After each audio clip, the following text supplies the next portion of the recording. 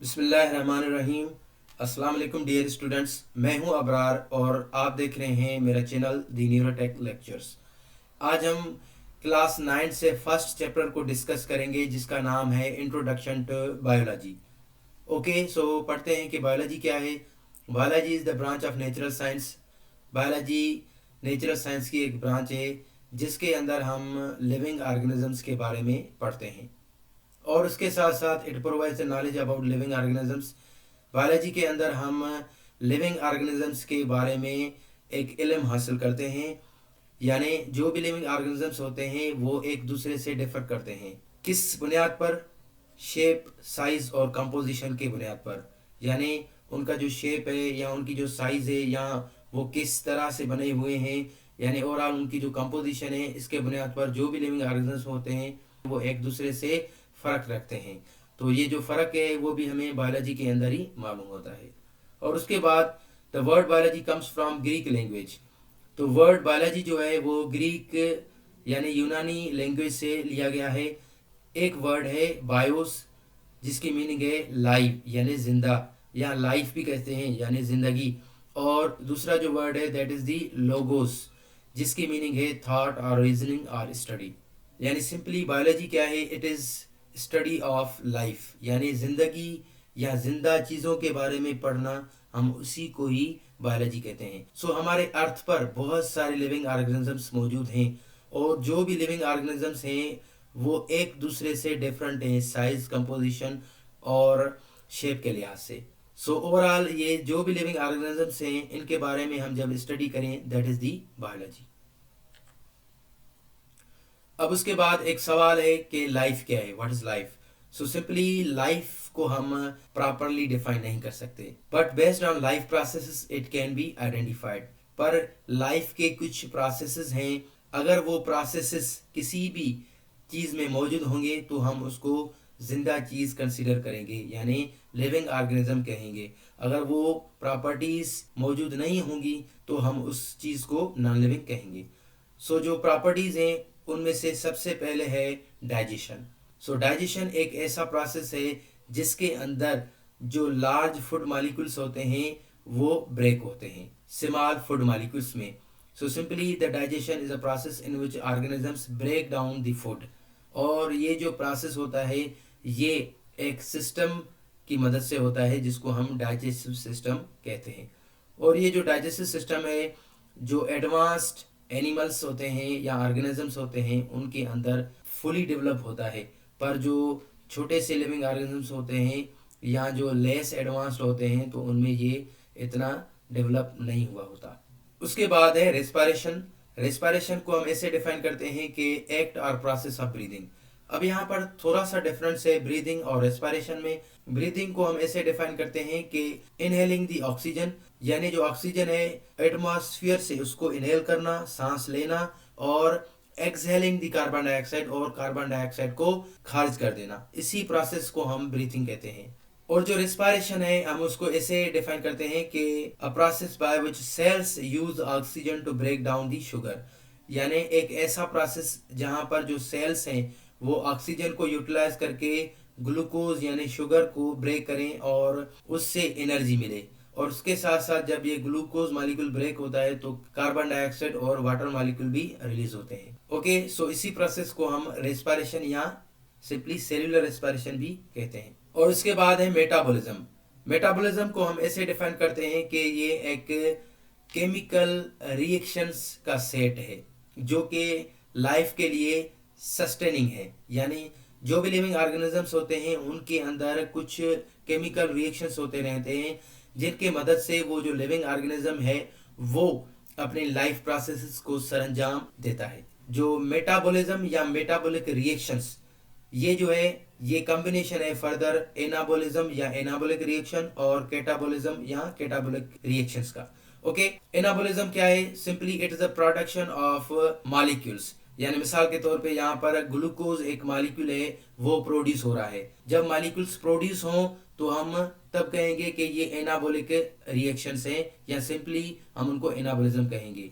मिसाल के तौर पे यहाँ पे मॉलिक्यूल जो है ग्लूकोज वो प्रोड्यूस हो रहा है फोटोसिंथेसिस की मदद से, 6 कार्बन डाइऑक्साइड के मॉलिक्यूल और 6 वाटर के मॉलिक्यूल आपस में जुड़ेंगे लाइट और क्लोरोफिल के प्रेजेंस में, तब वहां पर ये जो मॉलिक्यूल्स हैं ग्लूकोज में कन्वर्ट हो जाएंगे और 6 ऑक्सीजन मॉलिक्यूल भी रिलीज होंगे।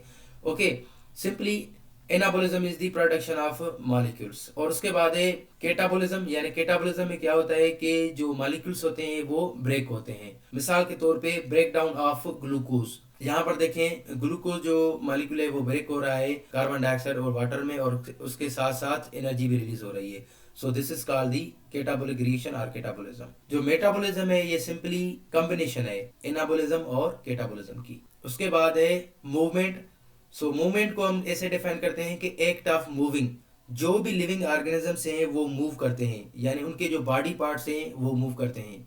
और एक दूसरा भी टर्म होता है जिसको हम लोकोमोशन कहते हैं। तो वो जो लोकोमोशन है वो मेनली एनिमल्स की प्रॉपर्टी है, जिसमें जो एनिमल्स होते हैं एक जगह से दूसरे जगह तक जाते हैं।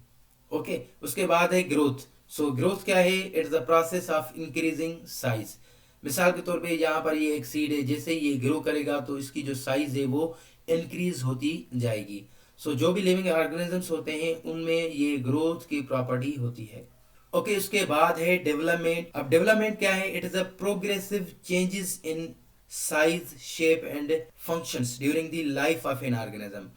सो यहाँ पर एक डायग्राम है, इसी को हम समझते हैं। ये जो है एक फर्टिलाइज्ड एग है, और ये जो एग है ये जैसे ही डिवाइड करता जाएगा तो ये फर्दर एडवांस होता जाएगा, डेवलप होता जाएगा। एज अ रिजल्ट यहाँ पर कुछ ऑर्गन्स बनेंगे।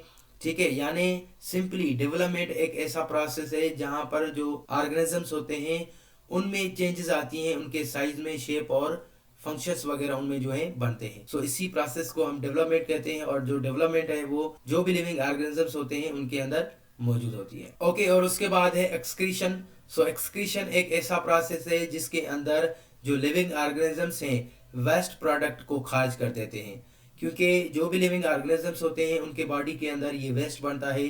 तो एक ऐसा प्रोसेस जिसमें वेस्ट को खारिज किया जाए, दैट इज दी एक्सक्रीशन। और उसके बाद है इरिटेबिलिटी।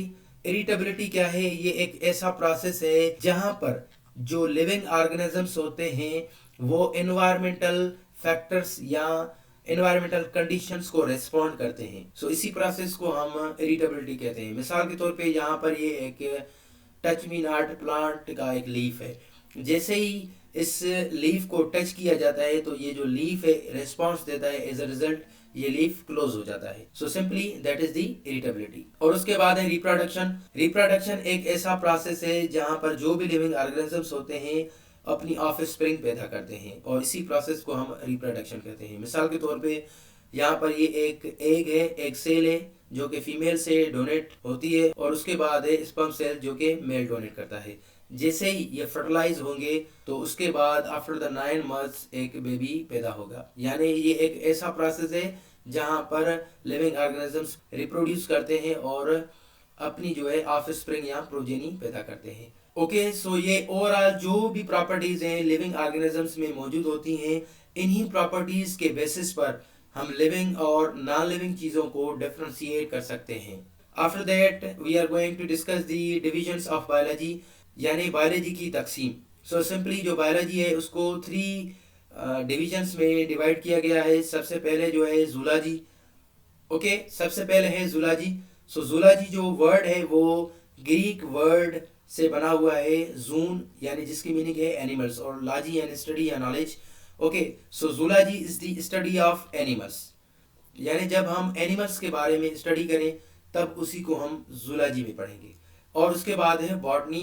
तो वर्ड बॉटनी ग्रीक वर्ड बोटेन से लिया गया है जिसकी मीनिंग है प्लांट्स या ग्रास। जब हम प्लांट्स के बारे में स्टडी करें उसको हम बॉटनी के अंदर पढ़ेंगे। और उसके बाद है माइक्रोबायोलॉजी। सो यहाँ पर 2 वर्ड्स हैं, माइक्रो यानी वेरी स्मॉल और बायोलॉजी तो आपको पता ही होगा अभी। Okay, so it deals with the study of microscopic organisms. Microbiology जो है वो रिलेटेड है माइक्रोस्कोपिक ऑर्गेनिज्म से, यानी ऐसे ऑर्गेनिजम्स जो कि सिर्फ और सिर्फ माइक्रोस्कोप की मदद से देखे जा सकते हैं। सो मिसाल के तौर पे यहाँ पर ये वायरस है, ये बैक्टीरिया है, तो ये दोनों माइक्रोस्कोपिक ऑर्गेनिजम्स हैं, और ये जो ऑर्गेनिजम्स हैं इनको हम माइक्रोबायोलॉजी के अंदर पढ़ेंगे। Okay, now we are going to discuss branches of biology. So first of all morphology है, तो मॉर्फोलॉजी ग्रीक मॉर्फ लफ्ज से लिया गया है जिसकी मीनिंग है फॉर्म, और लोगोस जिसकी मीनिंग है डिस्कोर्स और नॉलेज और स्टडी। ओके, सो मॉर्फोलॉजी क्या है? Morphology is study of external form और स्ट्रक्चर ऑफ द ऑर्गेनिज्म। यानी जब हम लिविंग ऑर्गेनिजम्स, जो भी लिविंग ऑर्गेनिजम्स हैं, उनके आउटर जो फॉर्म है, उनका स्ट्रक्चर है, उनके बारे में पढ़ें, so that is the morphology. Okay, इसके बाद है एनाटॉमी। सो ग्रीक एना यानी पार्ट और अप, और दूसरा वर्ड है टॉम यानी कट और cutting. So study of internal parts of body of living organism by cutting them open. यानी जब हम लिविंग ऑर्गेनिजम्स के इंटरनल बॉडी पार्ट्स को पढ़ें, उनको स्टडी करें, कैसे करेंगे? सबसे पहले तो हमें उसको कट करना होगा, एज अ रिजल्ट हम वो इंटरनल बॉडी पार्ट्स को पढ़ पाएंगे। So that is your anatomy. उसके बाद है सेल बायोलॉजी। सो लातीन सेला या सेल्स जो है, जिसकी मीनिंग है कंपार्टमेंट, यानी कुछ हिस्से, ठीक है। तो सेल बायोलॉजी क्या है? सिंपली जब हम सेल और उसके ऑर्गेनल्स के बारे में पढ़ें, उसको हम सेल बायोलॉजी कहेंगे। And after that we have the histology. So Greek histos means tissue, और लोगोस यानी डिस्कोर्स, यानी study of structure of tissue of plant and animals is called histology. यहाँ पर देखें, सिंपली टिश्यू क्या है कि जब सेल्स कंबाइन होते हैं तब टिश्यू बनता है। ये जो है ये सेल्स है, ये ओवरऑल जब सेल्स कंबाइन हुए तो ये एक स्ट्रक्चर बना जिसको हम टिश्यू कहते हैं।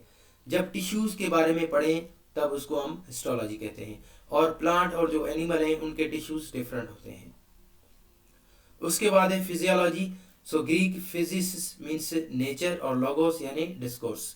सो फिजियोलॉजी क्या है? The study about the functions of organs in living organisms. यानी लिविंग ऑर्गेनिज्म जो भी हैं ओवरऑल, उनके अंदर जो उनके बॉडी पार्ट्स हैं, उनके फंक्शंस के बारे में। मिसाल के तौर पे जो ह्यूमन है उसके अंदर बहुत सारे ऑर्गन्स हैं, हर एक ऑर्गन का अपना अपना फंक्शन है। ओके, मिसाल के तौर पे जो लंग्स हैं उनका काम है रेस्पायर करना, जो हार्ट है उसका काम है ब्लड को सर्कुलेट करना, और उसके बाद जो ब्रेन है उसका काम है बॉडी को कंट्रोल करना। Okay, after that taxonomy. तो ग्रीक टेक्सिस यानी अरेंजमेंट, और नोमास यानी लॉ। सो टेक्सोनॉमी क्या है? ये एक ब्रांच है बायोलॉजी की जिसके अंदर हम रूल्स प्रिंसिपल पढ़ते हैं किसी भी ऑर्गेनिजम्स को ग्रुपिंग और उनको नाम देने के लिए। हमारे अर्थ पर बहुत सारे लिविंग ऑर्गेनिजम्स मौजूद हैं, तो हम उनको ग्रुप्स में डिवाइड करते हैं। मिसाल के तौर पे जो भी लिविंग ऑर्गेनिजम्स हैं उनको हमने 5 मेजर ग्रुप्स में डिवाइड किया है। तो इनको हम कैसे डिवाइड करते हैं, कौन से ब्रांच में डिवाइड करते हैं? So that is simply the taxonomy. और टेक्सोनॉमी के अंदर हम लिविंग ऑर्गेनिजम्स को एक साइंटिफिक नाम भी देते हैं। मिसाल के तौर पे यहाँ पर एक साइंटिफिक नेम है ओराइजा सेटिवा, तो ये जो है साइंटिफिक नेम है राइस का। सो इसी तरह से जो भी लिविंग ऑर्गेनिजम्स हैं उनकी हम ग्रुपिंग करते हैं और उनको एक साइंटिफिक नाम देते हैं टेक्सोनॉमी के अंदर। ओके, उसके बाद है जेनेटिक्स। सो ग्रीक वर्ड जेनेसिस जिसकी मीनिंग है ओरिजिन। तो जेनेटिक्स क्या है? It is study about the heredity, यानी हेरिडिटी के बारे में पढ़ें। तो हेरिडिटी क्या है? यानी सिंपली जब एक जैसे करेक्टर्स पेरेंट्स से ऑफस्प्रिंग में ट्रांसफर हो, उसी को हम हेरिडिटी कहते हैं। So genetics is the study of heredity. Okay, और उसके बाद है developmental biology. So Greek embryon जिसकी मीनिंग है एम्ब्रियो, और लोगोस यानी डिस्कोर्स। सो डेवलपमेंटल बायोलॉजी को हम एम्ब्रियोलॉजी भी कहते हैं। इसी के अंदर एम्ब्रियो के डेवलपमेंट के और उसकी फॉर्मेशन के बारे में पढ़ा जाता है। मिसाल के तौर पे एक एम्ब्रियो है, सबसे पहले वो जाइगोट होगा, एज अ रिजल्ट वो सेल डिवीजन के तहत एम्ब्रियो में कन्वर्ट होगा, और मंथ बाय मंथ वो एक बेबी में कन्वर्ट हो जाएगा। जाइगोट से लेके ओवरऑल जो भी चेंजेस हुई, यानी जो फीटस है उसके डेवलपमेंट, उसकी जो चेंजेस है उसके अंदर ओवरऑल जो भी फॉर्मेशन हुई है ऑर्गन्स वगैरह की, जब इनके बारे में हम स्टडी करें, so that is simply the developmental biology. Okay, और उसके बाद है एनवायरमेंटल बायोलॉजी। तो एनवायरमेंटल बायोलॉजी के अंदर हम सिंपली रिलेशनशिप को डिस्कस करते हैं कि जो लिविंग ऑर्गेनिजम्स है उनका non living component of environment से कौन सा रिलेशनशिप है, और उसके साथ साथ उनके जो अफेक्ट्स होते हैं, यानी कि एनवायरनमेंट जो है उनके लिविंग ऑर्गेनिजम्स पर कौन से अफेक्ट्स हैं, सो सिंपली इसको हम इन्वायरमेंटल बायोलॉजी कहते हैं। ओके, उसके बाद है पैलियोंटोलॉजी। पैलियोंटोलॉजी ग्रीक वर्ड पैलियोस जिसकी मीनिंग है एंशिएंट, ऑन्टोस यानी बीइंग और लोगोस यानी डिस्कोर्स से लिया गया है। और पैलियोंटोलॉजी के अंदर हम पास्ट लाइफ के बारे में पढ़ते हैं, यानी ऐसी लाइफ जो अभी मौजूद नहीं है।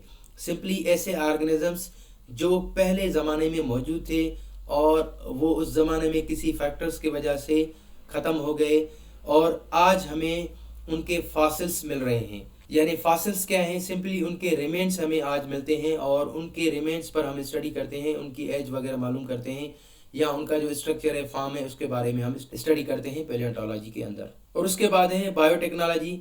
तो बायोटेक्नोलॉजी एक ऐसी ब्रांच है जिसके अंदर हम जीन को मैनिपुलेट करते हैं। सो सबसे पहले आप ये सेल जो है इस पर फोकस करें तो ये एक ह्यूमन सेल है। ह्यूमन सेल के न्यूक्लियस के अंदर डीएनए मौजूद है और उस डीएनए के अंदर जो है जीन्स मौजूद होते हैं। यहाँ पर क्या होता है कि बायोटेक्नोलॉजी के अंदर हम इंसानी जीन निकालते हैं और उसके साथ साथ यहाँ पर एक बैक्टीरिया है जिसका एक सर्कुलर डीएनए है जिसको हम प्लाज्मिड कहते हैं। अब यहाँ पर क्या होता है कि हम ह्यूमन जीन निकाल कर इस प्लाज्मिड में डालते हैं और यहाँ पर हमने इंसुलिन जीन जो है वो निकाला है। एज अ रिजल्ट जैसे ही हम वो जीन निकालेंगे ये इसी प्लाज्मिड में हम उसको फिक्स कर देंगे एडिट करके और उसको वापस हम बैक्टीरिया के अंदर डालेंगे। एज अ रिजल्ट जो वो बैक्टीरिया है वो हमें इंसुलिन बना लेगा और हम इस इंसुलिन को डायबिटिक पेशेंट्स के लिए इस्तेमाल कर सकते हैं। सो सिंपली जो बायोटेक्नोलॉजी है उसके अंदर हम जीन्स को मैनिपुलेट करते हैं, यानी जीन्स को हम कट करते हैं, एडिट करते हैं और हम उनमें कुछ चेंजेस आते हैं जो कि हमारे डिज़ायर के लिहाज से होते हैं। सो इसी को हम बायोटेक्नोलॉजी कहते हैं। उसके बाद है सोशियोबायोलॉजी।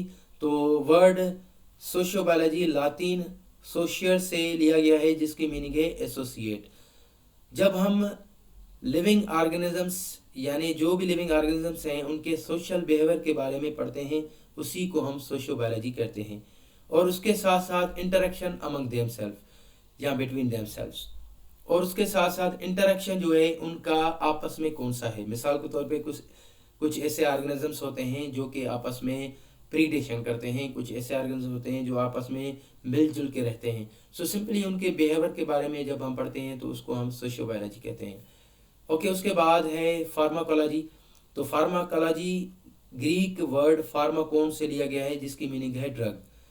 जब हम ड्रग्स के बारे में पढ़ें यानी जो दवाएं हैं उनके बारे में पढ़ें और उनके एक्शन के बारे में पढ़ें, यानी जो मेडिसिन हैं वो हमारे बॉडी के अंदर या जो भी लिविंग ऑर्गेनिजम्स हैं उनके बॉडी के अंदर कैसे एक्ट कर रहे हैं या उनका फंक्शन कौन सा है, तब हम सिंपली फार्माकोलॉजी को स्टडी कर रहे होते हैं। ओके, उसके बाद है मॉलिक्यूलर बायोलॉजी।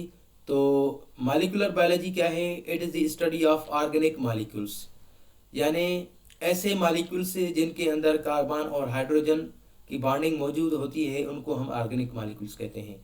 तो सेल के अंदर बहुत सारे ऑर्गेनिक मॉलिक्यूल्स हैं। जब हम उन ऑर्गेनिक मॉलिक्यूल्स की स्टडी करें उसी को हम मॉलिक्यूलर बायोलॉजी कहते हैं। So simply that was the lecture for today. I hope it was very beneficial for you. Thank you.